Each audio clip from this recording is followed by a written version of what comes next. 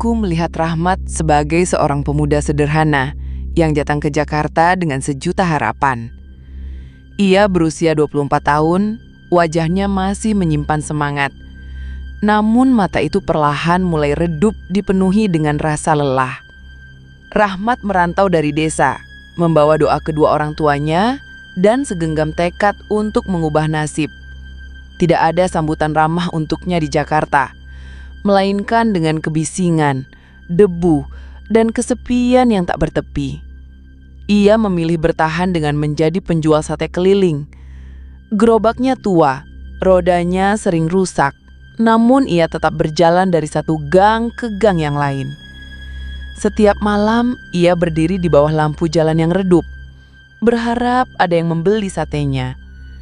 Namun orang-orang kota terlalu sibuk untuk sekedar menoleh.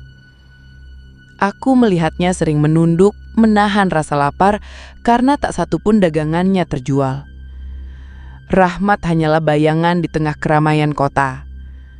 Namun ada satu hal yang membuatnya tetap bertahan, yaitu seorang gadis bernama Kirana. Kirana adalah putri pemilik toko terbesar di gang tempat Rahmat biasa berjualan. Wajahnya cantik, tutur katanya juga lembut, dan senyumnya mampu membius hati Rahmat.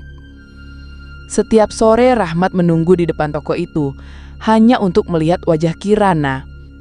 Aku melihat sorot matanya selalu berbinar setiap kali gadis itu keluar dari toko.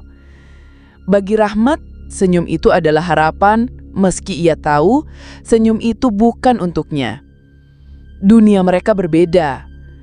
Keluarga Kirana menatap Rahmat dengan hinaan yang sulit ia lupakan. Aku tahu betapa kejamnya mereka menghina Rahmat hingga membekas di dalam hatinya. Ia disebut sampah, lelaki miskin yang tak pantas dekat dengan putri mereka. Kata-kata itu terus menggema di kepalanya, menumbuhkan kebencian dan dendam. Rahmat mulai membenci dirinya sendiri. Ia merasa takdir begitu kejam padanya. Sampai malam itu datang, malam yang tak akan pernah dia lupakan. Langit Jakarta diguyur hujan deras, petir menyambar di kejauhan. Rahmat duduk di depan toko yang sudah tutup. Tubuhnya menggigil dan gerobaknya basah oleh air hujan. Tak satu pun satenya terjual, perutnya kosong dan kepalanya mulai terasa pusing. Aku melihat wajahnya menatap jalan yang sepi. Dan di ujung gang, dia melihat sosok itu. Seorang wanita berkebaya hitam, berdiri tegak tidak bergerak meski diterpa hujan deras. Aku tidak bisa melihat wajahnya, tapi aku bisa merasakan tatapannya yang menusuk ke arah Rahmat. Rahmat mulai bangkit. Langkahnya berat, namun seolah ada yang menariknya. Ia mendekat pada sosok itu, melewati genangan air hujan yang memantulkan cahaya lampu jalan. Wanita itu tidak berbicara. Tangannya yang pucat menyodorkan secari kain putih, basah dan berbau amis. Pada kain itu terikat seutas tali pocong, kaku dan juga dingin. Rahmat ragu sejenak, tapi tangannya terulur dengan sendirinya. Begitu kulitnya menyentuh tali itu, suasana langsung berubah. Aku merasakan udara mendadak menjadi hening dan suara hujan tiba-tiba menghilang.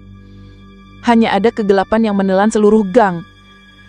Rahmat jatuh tersungkur, matanya terpejam, dan dari dalam dirinya terdengar bisikan.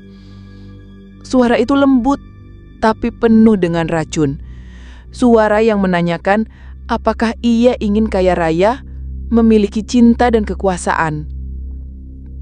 Aku melihat bibir Rahmat bergetar dan menjawab, iya tanpa keraguan. Sejak saat itu, hidup Rahmat mulai berubah. Dagangan satenya laku keras, bahkan orang-orang mulai mengantri setiap malam. Ia mendapat simpati, dihormati, dan perlahan Kirana mulai dekat dengannya. Namun kebahagiaan itu hanya lapisan tipis karena teror mulai datang bersamaan. Setiap malam, Rahmat mendengar bisikan halus di telinganya, suara wanita yang memanggil namanya. Kadang ia terbangun dengan keringat dingin karena bermimpi dikejar pocong dengan wajah yang hancur. Aku menyaksikan tubuhnya makin kurus, matanya mulai cekung, meski uang di tangannya semakin banyak. Rahmat mulai sering berbicara sendiri di kamar sempitnya. Warga gang mulai berbisik, mengatakan ada yang aneh dengan Rahmat. Aku juga merasakan keanehan ketika melihat kamarnya. Di dindingnya sering terlihat noda basah berwarna merah, seperti darah yang merembes dari dalam dinding. Di cermin kusam kamar itu, bayangan Rahmat sering berdiri bersama sosok pocong berwajah rusak. Rahmat semakin ketakutan, namun ia tak bisa melepaskan diri dari tali pocong itu. Setiap kali Rahmat tertidur, ia bermimpi tali itu melilit pergelangan tangannya dengan erat. Tangis wanita selalu terdengar di sudut kamarnya, meski tak ada seorang pun di sana. Hidupnya berubah menjadi mimpi buruk tanpa akhir. Ia mencoba membakar tali pocong itu, tapi api selalu padam dengan sendirinya. Aku melihat ketakutan Rahmat semakin menjadi, tubuhnya mulai lemah tak kuasa menahan takut. Namun begitu juga ada senyum aneh yang seling muncul di wajahnya, seolah ia menerima penderitaan itu sebagai harga dari kekayaan dan cinta yang semu. Malam terakhirnya begitu mencekam. Warga mendengar suara teriakan dari dalam kamarnya. Aku ikut berlari bersama mereka menuju kamar itu. Pintu kamarnya didobrak dan kami menemukan Rahmat bundir dengan seutas tali pocong di lehernya. Tubuhnya terayun pelan, matanya terbuka dan menatap kosong ke arah kami.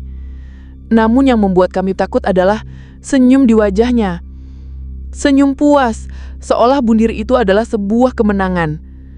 Tali pocong yang melilit lehernya nampak basah, meneteskan cairan merah kental ke lantai. Dan di sudut kamar, aku melihat bayangan wanita berkebaya hitam, berdiri lalu menghilang begitu saja. Sejak malam itu, kamar Rahmat selalu terkunci dari luar. Namun warga sering mendengar suara tangisan dan bisikan memanggil nama Rahmat dari dalam. Aku tahu, Rahmat telah menukar jiwanya dengan tali pocong itu. Dan tidak ada jalan kembali bagi orang yang sudah memilih jalan pesugihan.